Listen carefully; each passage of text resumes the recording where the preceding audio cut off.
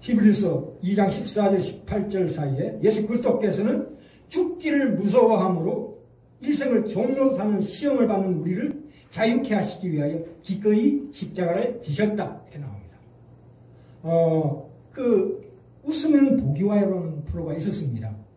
근데 이 웃으면 복이 온다는 것은, 건강해진다 이런 것은 인간을 철저하게 생물학적으로만 본 까닭입니다.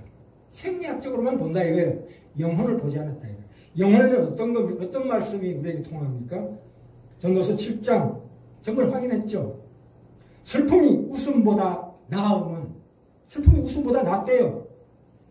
얼굴에 근심하는 것이 마음에 유익하기 때문이다. 마음이라는 게 뭐예요? 영혼에 유익하다 이거예요.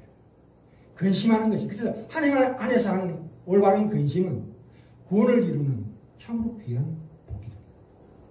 그래서 우리가 이 죽음에 대해서 사람은 왜 죽습니까? 또는 죽은 다음에는 어떻게 됩니까? 그렇다면 내가 이 짧은 인생을 어떻게 살아야 되는가는 이 가장 중요한 물음에 대해서 우리 신자들은 확실하게 대답할 수 있어야 합니다. 예수께서 친구 나사로의 죽음 앞에서 울고 슬퍼하고 분노하셨습니다.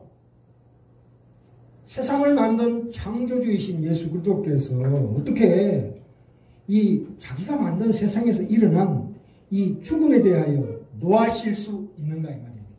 왜 분노하셨을까요?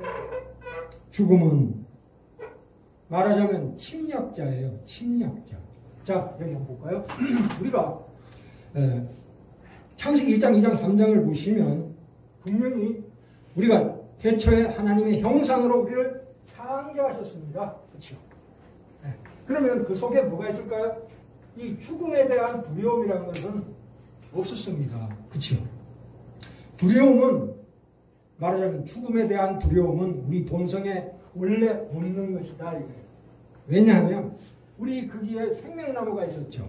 그래서 우리의 생명은 하나님의 형상을 타고났기 때문에 생명나무에 예수 그리스도를 통해서 더 아름다워지고 갈수록 더 아름다워지고 더 경건해지고 더 풍성해지게 되어 있었습니다. 우리 생명이라는 것은.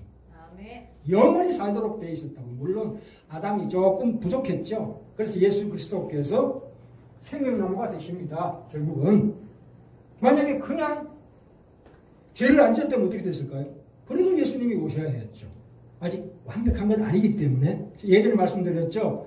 밤과 밤나무의 관계라 보시면 돼요. 아담은 밤이었고 예수님은 그 밤을 만드는 생명나무였다. 이런 비유를 드린 적이 있습니다. 그렇죠? 이해가 되십니까? 네. 자, 그런데 이 1장, 2장, 3장에서 보시면 뭐라고 나옵니까? 선악을 알게 하는 나무의 실과를 먹지 말라. 네가 먹는 날에는 뭐라고 그랬습니까? 정령 죽으리라. 3장 19절에 그래서 어떻게 됩니까?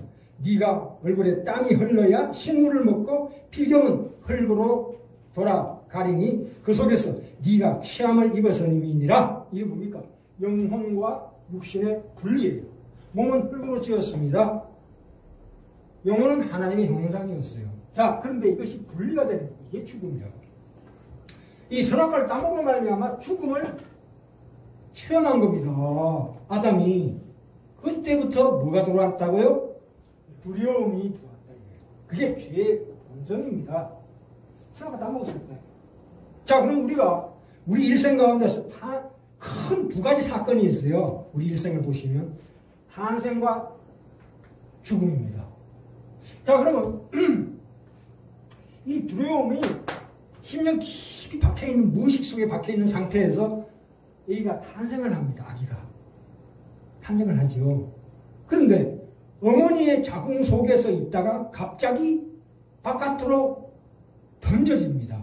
안 그렇습니까? 탄생이라는 게 그거 아니에요. 그죠? 그러면 그 애기의 마음속에 어마무시한 두려움이 폭발한 거예요. 그 두려움이라는 거. 태어날 때 얼마나 두려웠겠어요. 전혀 미지의 세계 아니에요.